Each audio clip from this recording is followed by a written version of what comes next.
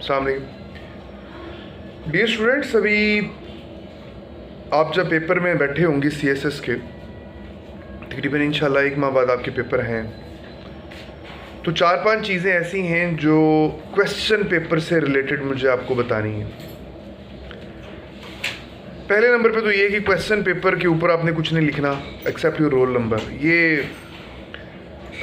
बड़ी बाज़ बच्चों को प्रॉब्लम्स होती हैं, मल्टीपल चीज़ें आ जाती हैं। एग्जामिनर पकड़ता है कुछ और आपने लिखा हो, कुछ नोट्स लिए हों, वो आपके पेपर को कैंसिल ना भी करे, कोई केस ना भी बनाए, तो आप साइकोलॉजिकली बहुत ज़्यादा डिप्रेस्ड हो जाते हैं। सो मेक श्योर कि आप क्वेश्चन पेपर के ऊपर कुछ नहीं लिखते। दूसरे नंबर पे चीज़ ये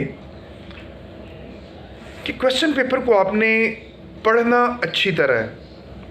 बहुत सारे मेरे स्टूडेंट्स जो हैं क्वेश्चन करके आए, पूछा हाँ जी क्या हुआ जी, ये हुआ।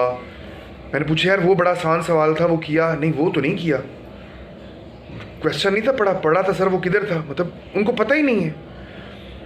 इस हद तक मतलब वो केयरलेसली एक मामला जो है वो कर रहे होते हैं, क्वेश्चन पेपर को रीड कर रहे होते हैं, तो उनको पता ही नहीं कि एक बड़ा एक आसान सवाल जो है वो मौजूद है, उसको वो कर सकते हैं। बच्चे क्या करते हैं, 4 सवाल उन्होंने करने हैं, क्वेश्चन पेपर पढ़ना शुरू किया, अब पहले ही 4-5 सवाल जब करने वाले नज़र आ गए तो वहीं पे वो दिल खुश हो गया और आगे वो दिल से नहीं पढ़ रहे। ये काम कभी भी नहीं करना। अच्छे तरीके से क्वेश्चन पेपर को पढ़ो, और मैं कहता हूँ कि 5 मिनट लाजमी लगाएं क्वेश्चन पेपर को रीड करने के ऊपर। अच्छा, फिर उसके बाद क्वेश्चंस को देखें। अगर कोई क्वेश्चन आपको ज़रूरत से ज़्यादा सीधा और आसान लग रहा है तो उसको 1-2 दफ़ा रीड ज़रूर कर लीजिएगा। CSS का क्वेश्चन नॉर्मली इतना ज़्यादा सीधा और आसान हुआ नहीं करता। कोई भी ट्रिक उसके बीच में डाली जा सकती है, कोई भी उसके बीच में ऐसी चीज़ हो सकती है लफ्ज़ों के हेर फेर से जो आप उसको पिक ना कर पा रहे हो। इसको ज़रूर गौर और फोकस कर लीजिएगा। फिर बाज़ औक़ात एक क्वेश्चन के बीच में रिक्वायरमेंट्स एक से ज़्यादा होती हैं, वो 2-3-4 आपसे चीज़ें पूछ रहा होता है। उन चीज़ों को अंडरलाइन कर लें और आंसर देते वक्त बारी बारी उन चीज़ों का गिन के उनका जवाब दें कि पहले ये चीज़ पूछी थी, इसका जवाब ये है, दूसरी ये चीज़ पूछी थी, इसका जवाब ये है, तीसरी ये चीज़ पूछी थी। मसलन जो मैंने ये पेपर दिया था ऐसे का, तो उसके बीच में फूड चैलेंजेस इन पाकिस्तान इस हवाले से करके टॉपिक आया था, फूड सिक्योरिटी इन पाकिस्तान। और फिर उसमें कोई 3-4 चीज़ें उन्होंने नाम लेके पूछी थी, मेरे ज़हन से भी निकल गई हैं। ग़ालिबन चैलेंजेस थे और इश्यूज़ थे और फिर रिकमेंडेशंस थी। तो कहने का मतलब ये है कि चीज़ें अलग-अलग आपने उनको रीड करना है। अगर 2 लफ्ज़ इस्तेमाल किए गए हैं और उन दोनों का माना एक ही है तो फिर ठीक है। अदरवाइज़ ऐसा होता है, मसलन टेक्स्ट के हवाले से एक दफ़ा सवाल आया, उन्होंने पूछा कि टेक्स्ट के हवाले से प्रॉस्पेक्ट्स क्या हैं, पर्सपेक्टिव क्या है और वे फॉरवर्ड क्या है। अब बच्चों ने प्रॉस्पेक्ट्स को और पर्सपेक्टिव को एक ही चीज़ समझ लिया, हालांकि एक चीज़ नहीं थी। तो आपने इस चीज़ को देखना है कि चीज़ें बाज़ औक़ात तो एक से ज़्यादा मांगी होती हैं और गिन के आपने उनके जवाब दे के आने हैं। अच्छा, फिर नेक्स्ट, एक क्वेश्चन के बीच में नॉर्मली एक स्टेटमेंट होती है और फिर उसके बाद में क्वेरी होती है।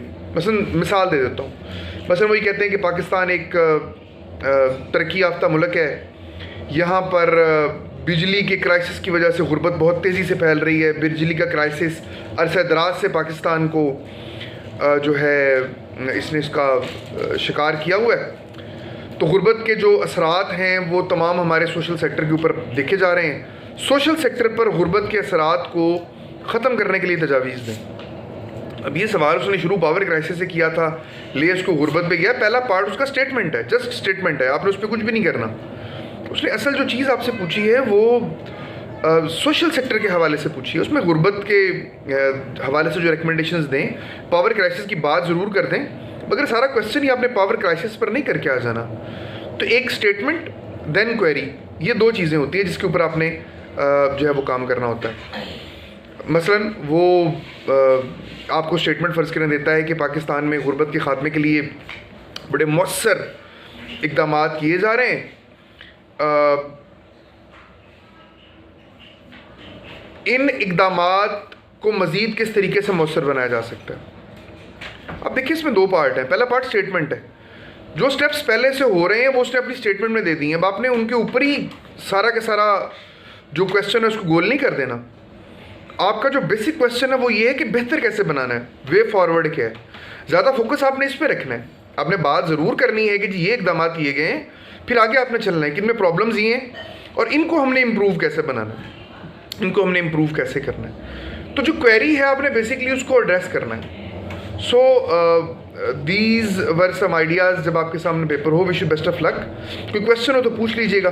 मैं कोशिश करता हूँ कि सारे आंसर्स जो है मेरी टीम उनको अटेंड कर रही होती है, लेकिन ज़ाहिर है यार बच्चे बहुत ज़्यादा होते हैं, मुझे व्हाट्सएप भी कर रहे होते हैं, मैं एट टाइम्स एड्रेस नहीं कर पाता तमाम आंसर्स को, तमाम क्वेश्चंस को। सो अल्लाह ताला आपके लिए आसानियों का मामला फरमाए। अस्सलाम वालेकुम।